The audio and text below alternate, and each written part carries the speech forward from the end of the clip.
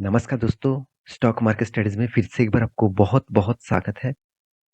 आज यहाँ पे मैं डिस्कशन करने वाला हूँ एक ऐसे कंपनीज़ के बारे में, जो देखा जाए तो इंडिया के एक पॉपुलर बैंक है, साथ ही साथ एक गवर्नमेंट बैंक भी है। देखिए मैं पहले बता दूँ, मैं गवर्नमेंट बैंक मतलब गवर्नमेंट बैंक मतलब पीएसयू बैंक। तो मैं पीएसयू बैंक के ऊपर उतना भरोसा नहीं करता हूँ, क्योंकि पीएसयू बैंक में सबसे जो मुझे वीकनेस पॉइंट जो देखने को मिलता है, गवर्नमेंट क्या करते हैं, बहुत ज़्यादा कर्जा ले लेते हैं। मानता हूँ बैंकिंग सेक्टर, फाइनेंस सेक्टर, इस सारे सेक्टर को लोन की ज़रूरत होते हैं। बहुत ज़्यादा कर्जे की ज़रूरत होते हैं और उस कर्जे से वो खुद का बैंक बैंक से लोन दूसरों को बाँटते हैं और वहाँ से वो इंटरेस्ट कमाते हैं। तो ये बैंक का रूल्स है। फिर भी आप देखेंगे पीएसयू बैंक में बहुत ज़्यादा मतलब अगर प्राइवेट बैंक में आप देखेंगे, मान के चलिए उसका डेप्थ ऑफ इक्विटी अगर 4% के आसपास के 6% के आसपास हो, यहाँ पे आपको करीबन-करीबन 7-8% आपको देखने को मिलेगा। तो इस तरीके से डेप्थ वो ले लेते हैं। तो इसके कारण भी है, आप सभी जानते हैं आज तक जितने सारे घोटाला केस हुआ है, वो सारे के सारे प्राइवेट बैंक के ऊपर नहीं, ज़्यादा से ज़्यादा पीएसयू बैंक के ऊपर हुआ है। जैसे पीएनबी हो गया, यूनाइटेड बैंक हो गया, आंध्रा बैंक हो गया, स्टेट बैंक के ऊपर के भी बहुत बार हो चुके हैं। तो मैं इसी से जुड़े हुए मैं पीएसयू बैंक के ऊपर उतना ज़्यादा फ़ोकस नहीं रखता हूँ। फिर भी मुझे पीएसयू बैंक में एक कंपनी मुझे अच्छा लगता है, वो है स्टेट बैंक ऑफ इंडिया मतलब एसबीआई। तो इस बैंक को मुझे अच्छा क्यों लगता है, वो पॉइंट्स भी मैं आपको बताऊँगा। साथ ही साथ कंपनी ने एक बहुत बड़ा अपडेट दिया, जिसके चलते कंपनी में और भी ज़्यादा ग्रोथ पोटेंशियल हो सकता है। और मैं स्विंग ट्रेडिंग के लिए आपको एक रेंज भी बता चुका था, वो भी मेरे टेलीग्राम में अपडेट भी दिया था। साथ ही साथ अ, आपको मैं टेक्निकली चार्ट पैटर्न भी प्रीवियस वीडियो में दिखाया था, मैं आज दिखाऊँगा वो रेंज किस लेवल में चल रहा है। तो सब कुछ यहाँ पे दिखाने वाला हूँ, तो वीडियो को लास्ट तक देखिएगा और अभी तक आपने इस चैनल को सब्सक्राइब नहीं किया, तो देर किस बात की, अभी जाकर कर लीजिएगा। बहुत सारा इन्फॉर्मेशन आपको मिलता रहेंगे। साथ ही साथ मेरा नया सीरीज़ इस शॉर्ट वीडियोज़ को आप देख सकते हैं, यहाँ पे बहुत सारा इन्फॉर्मेशन आपको कंटिन्यूअसली मिलता रहेंगे। तो चलो देख लेते हैं आज के स्टॉक के बारे में। तो मैं आज बात करने वाला हूँ स्टेट बैंक ऑफ इंडिया के बारे में। पिछले दिनों में एक अच्छा खासा पॉजिटिविटी देखने को मिला था।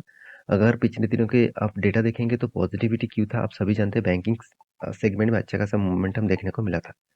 अगर इस कंपनी के मैं न्यूज़ के बारे में बात करूँ, सबसे पहले मैं न्यूज़ आपको दिखाऊँगा। उससे पहले कंपनी का कुछ पॉइंट्स आपके साथ शेयर करूँगा। जो पॉइंट्स मैं आपको पहले बता चुका था कि इस बैंक में पॉजिटिविटी क्या है। मैं तो पीएसयू बैंक के ऊपर मतलब उतना ज़्यादा काम नहीं करता हूँ, फिर भी स्टेट बैंक के ऊपर ऑब्वियसली निवेश करके रखा हूँ।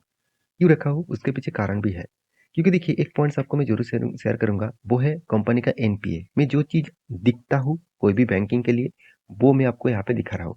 एनपीए क्या होता है? नॉन परफॉर्मिंग एसेट, जिसको कहा जाता है कि 0.660 से 80 के आसपास हो तो एक अच्छा माना जाता है। मगर यहाँ पे कितना है? 1.23। फिर भी मुझे इस कंपनी अच्छा क्यों लगा, क्योंकि देखिए अगर कोई भी पीएसयू बैंक को आप उठा के देख लेना, उसका एनपीओ करीबन 2, 3, 4, 5, 7-8% भी आपको देखने को मिलेगा। इतने बड़े-बड़े एनपीए हैं, मतलब मार्केट में जितने लोन इस बैंक ने बाँटे हैं, उस हिसाब से 1.23% का पैसा वो उठा नहीं पा रहा है। तो चलो कोई बात नहीं, इतना तो उम, होना ही चाहिए पीएसयू बैंक में। तो फिर भी इस कंपनी में यहाँ पे पॉजिटिविटी देखने को मिला। नेट इंटरेस्ट मार्जिन भी अच्छा खासा देखने को मिला और कैपिटल एडुकेसी रेशियो भी ठीक-ठाक है। क्योंकि बैंकिंग के रूल्स हिसाब से, आरबीआई के रूल्स हिसाब से 9% के ऊपर कैपिटल एडुकेसी रेशियो होना चाहिए। यहाँ पे तो 14.50% के आसपास है। तो कोई बात नहीं, ठीक-ठाक ही है। तो कंपनी ने कौन सा अनाउंसमेंट किया, चलो वो सबसे पहले बता दूँ, उसके बाद बाकी डिटेल्स भी आपके साथ डिस्कस कर लूँगा। यहाँ पे दिग्गज वेबसाइट आप देख सकते हैं, बिज़नेस स्टैंडर्ड के ऊपर यहाँ पे मैं आ चुका हूँ। तो बिज़नेस स्टैंडर्ड के ऊपर मैं यहाँ पे आ चुका हूँ। इसी मतलब अपडेट के ऊपर यहाँ पे मैं सारे पॉइंट्स आपके साथ शेयर करूँगा। तो पूरा डिटेल्स इस न्यूज़ चैनल के ऊपर मैं आपको देना चाहूँगा, तो जाकर आप डिटेल्स को देख सकते हैं। तो यहाँ पे क्या बताया जा रहा है? ध्यान से देखना इस चीज़ को, बहुत कुछ जानने को मौका मिलेगा। SBI raised 9718 crore. तो इसका मतलब है कंपनी फंड रेज़ करने वाले हैं। मतलब फंड फिर से उठाने वाले हैं। देखिए, मार्केट में रहना है, मार्केट में बिज़नेस करना है, तो हमेशा आपको फंड का ज़रूरत होगा। शायद वो बिज़नेस को बड़ा करने के लिए, शायद नया प्रोजेक्ट करने के लिए, शायद नया लोन बाँटने के लिए। तो वो पैसे को अगर मार्केट से नहीं उठाएँगे, तो वो कहाँ से बिज़नेस करेगा? तो देखिए 2 तरीके से मार्केट से पैसा वो उठा सकते हैं। एक, देखिए मान के चलिए आप अगर मार्केट से पैसा उठाएँगे तो आप कहाँ कहाँ पे जाएँगे? आपके दोस्त के पास जाएँगे, आपके रिश्तेदार के पास जाएँगे, आप बोलेंगे कि मुझे बिज़नेस करना है, मुझे कुछ पैसा दे दीजिए, मैं आपको बाद में इंटरेस्ट के साथ लौटा दूँगा। वो आप कर सकते हैं। उसमें कितने लोग आपको पैसा देगा उसका कुछ गारंटी नहीं है। शायद किसी ने आपको नहीं भी मतलब देना चाहेंगे। रिश्तेदार पैसा बहुत कम रिश्तेदार होते हैं जो पैसा देते हैं। तो आप कहाँ पे जाएँगे? कोई भी बैंक के पास जाएँगे लोन लेने के लिए। मगर बैंक के पास अगर आप लोन लेंगे तो बहुत ज़्यादा इंटरेस्ट आपको पे करना पड़ेगा। मान के चलिए 12 साढ़े 12% भी आपको इंटरेस्ट पे करना पड़ेगा। तो यही यहाँ पे भी वही हालत देखने को मिला है। एसबीआई भी फंड रेज़ करने वाला है। वो बैंक के पास जाकर मतलब बैंक मतलब एसबीआई कहाँ पे जाएगा? एसबीआई आरबीआई के पास जाएगा।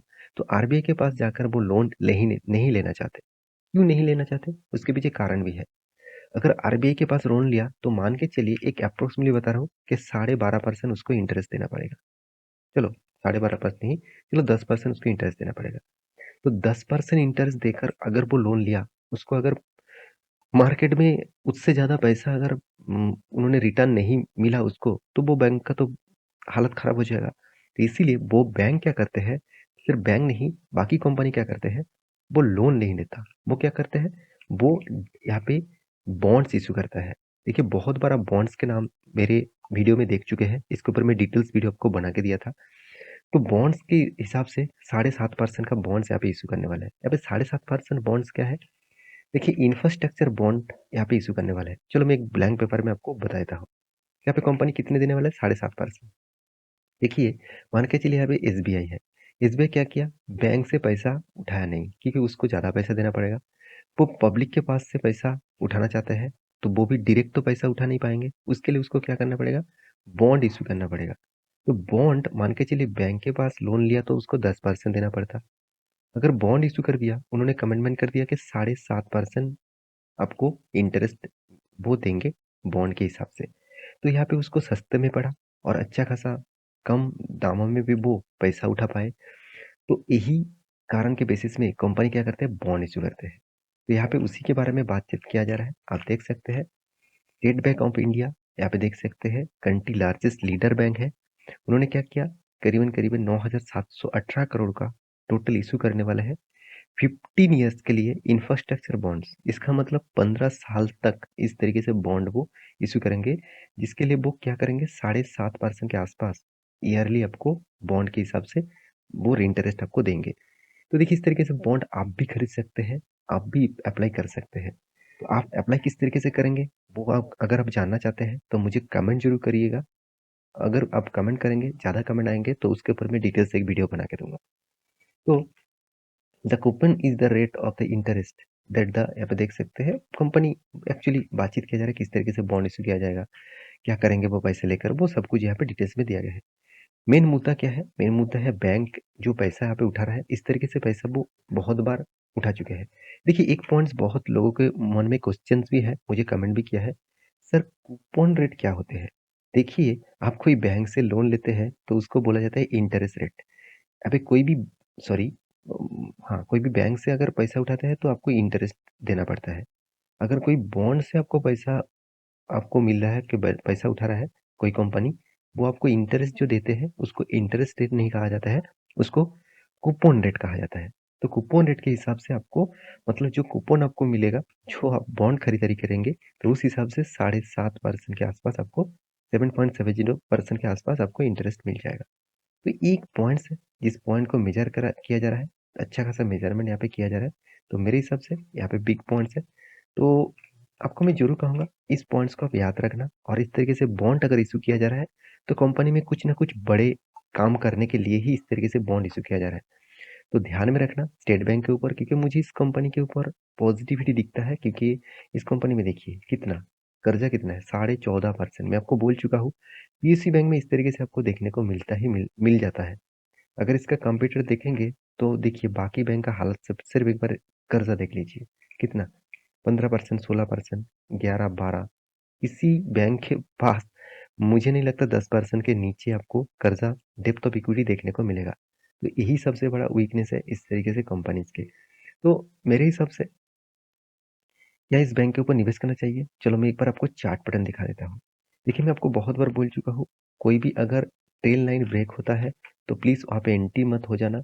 उस ट्रेल लाइन ब्रेकआउट होने के बाद आपको रिवर्सल होगा। उसके बाद कोई भी बड़ा कैंडल अगर बाइंग जोन में दिखे तो उस कैंडल के ऊपर एंटी होना। तो मेरा एंटी यहाँ पे बन चुके हैं। मैं स्विंग ट्रेडिंग के लिए इस तरीके से एंटी लेता हूँ। मेरा स्टॉप लॉस इसके नीचे रहेगा। और यहाँ पे जो जो रेंज बना हुआ है, इस रेंज के हिसाब से 1:3 रेशियो का मेरा टारगेट रहेगा।